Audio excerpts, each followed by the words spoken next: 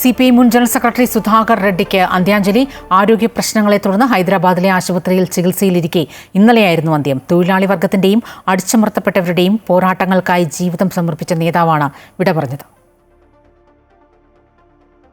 തൊഴിലാളി പ്രശ്നങ്ങളിൽ സജീവമായി ഇടപെട്ട നേതാവാണ് സുധാകർ റെഡ്ഡി. തെലങ്കാനയിലെ മഹ്ബൂബ് നഗർ ജില്ലയിലായിരുന്നു ജനനം. വെങ്കടേശ്വര യൂണിവേഴ്സിറ്റിയിൽ കോളേജ് വിദ്യാഭ്യാസ കാലത്ത് തന്നെ AISF പ്രവർത്തനങ്ങളിൽ സജീവമായി. LLM വിദ്യാഭ്യാസം പൂർത്തിയായതോടെ പ്രവർത്തന കേന്ദ്രം ഡൽഹിയിലേക്ക് മാറ്റി. 2 തവണ AISF ജനറൽ സെക്രട്ടറിയായി തെരഞ്ഞെടുക്കപ്പെട്ടു. തുടർന്ന് AIYF അധ്യക്ഷനായി. 1968 പാർട്ടി ദേശീയ കൗൺസിൽ അംഗം.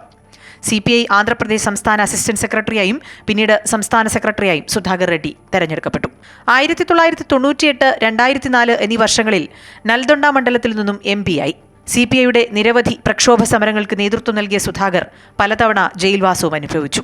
CPI 20ാം പാർട്ടി കോൺഗ്രസ് മുതൽ ഡെപ്യൂട്ടി ജനറൽ സെക്രട്ടറിയായി പ്രവർത്തിച്ച സുധാകർ റെഡ്ഡി 2012 നടന്ന പാറ്റ്ന പാർട്ടി കോൺഗ്രസിലാണ് ജനറൽ സെക്രട്ടറിയായി തെരഞ്ഞെടുക്കപ്പെടുന്നത്.